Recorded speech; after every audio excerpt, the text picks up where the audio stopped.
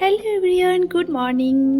আশা করি তোমরা অনেক অনেক ভালো আছো। আমরা অনেক অনেক ভালো আছি। আমার একটা নতুন ব্লগে তোমাদের অনেক অনেক ভালোবাসা। আমি হলো রমা। আমার চ্যানেলের নাম আগ্রাওয়ালি ব্লগস। কেউ কারো যদি ভালো লাগে থাকে তাহলে অবশ্যই ইউটিউবে যেয়ে আমার চ্যানেলটা সাবস্ক্রাইব করে দিও। তো দেখো, সকাল হয়ে গেছে, বারটা ছিল সোমবার।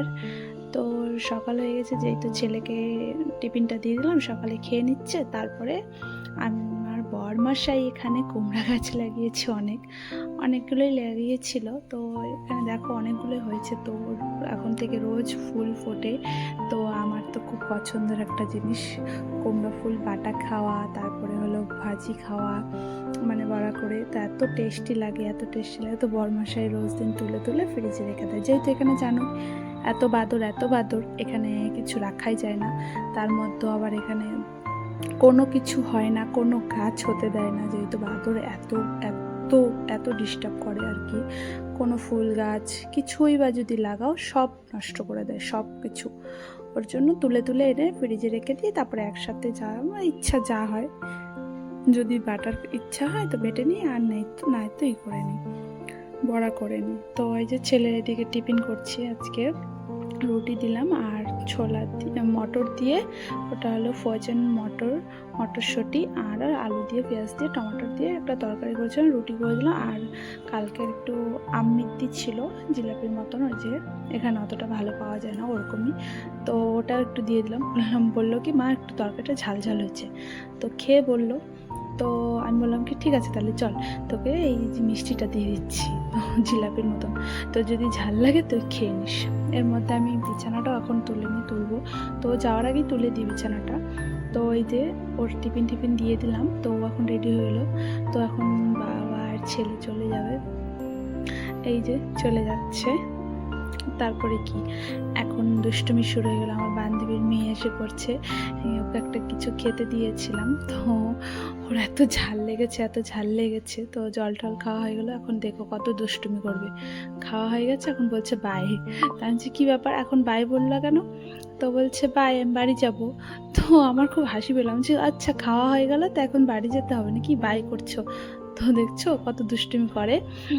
সব সময় আসবে আর এত দুষ্টুমি করে না আমার সাথে, আর কি বলবো। আমরা এত গল্প করি, এত, এই যে শুয়েও পড়বে এখন, দেখো কত দুষ্টুমি করবে। এখন এত নাটক করবে, প্রথমে তো নাটক করবে, দেখো এখন শুয়ে পড়বে।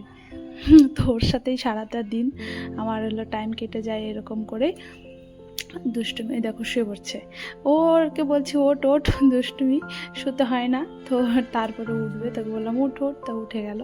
তো সারাটা দিন এই যে এরকম দুষ্টুমি করে আর আসে আমার কাছে। তো অনেকক্ষণ ওর সাথে টাইম ওয়েস্ট করে তারপরে আর কি রান্নাবান্না করব। তো ওয়েদারটা দেখাচ্ছিলাম, দেখো ওই যে ওখানে একটা কুকুর বসে আছে। তো কুকুরটা বসে আছে, তো ভয় পাচ্ছে। এখন ওর সাথেই এখন কতক্ষণ কথা বলবে। তো ওর সাথে যতক্ষণ থাকবে মানে মানে বক বক করতেই লাগবে। ওই যে এখন কুকুরটার সাথেও কথা বলতেছে, ও যেতে পারছে না বাড়িতে। কুকুরটা এখানে বসে আছে, তো ভয় পাচ্ছে। এখন ও বলছে পেট দেখাচ্ছি, পেট। বলছি কি আচ্ছা তোর পেট দেখে যাবে না তোর চোখ মুখ দেখে যাবে বল? তো ওটা নিয়ে হাসাহাসি করছিলাম। তো দেখো, তো এখানে বাদর বসে আছে। এখানকার তো স্থানীয়, এটা বাদরের বাড়িঘর এখানকার।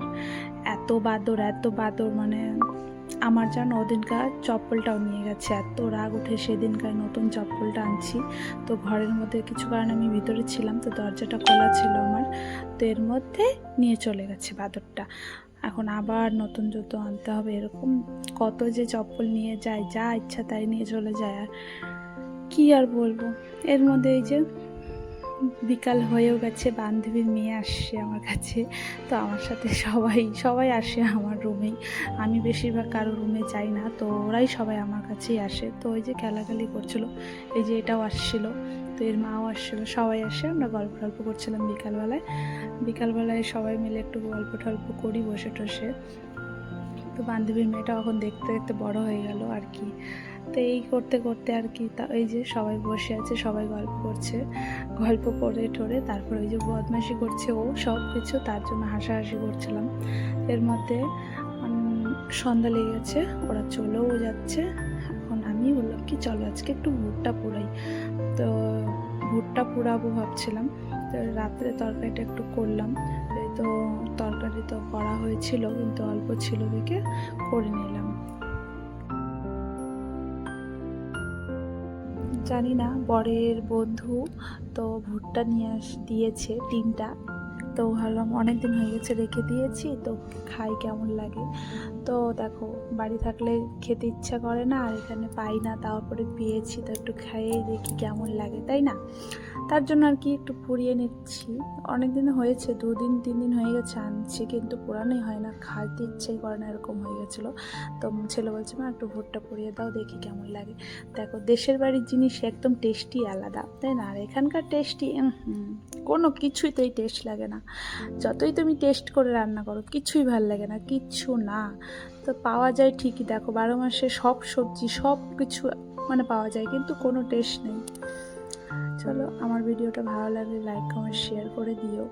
তো ওইদিকে ছেলেকে দিয়েও দিলাম, ছেলে বলবে এখন টেস্টি হয়েছে। তো নতুন একটা ব্লগ নিয়ে তোমাদের সাথে আবার দেখা হবে খুব তাড়াতাড়ি। তো আশা করি তোমরা অনেক ভালো ভালো থেকো, আমরাও অনেক ভালো থাকবো।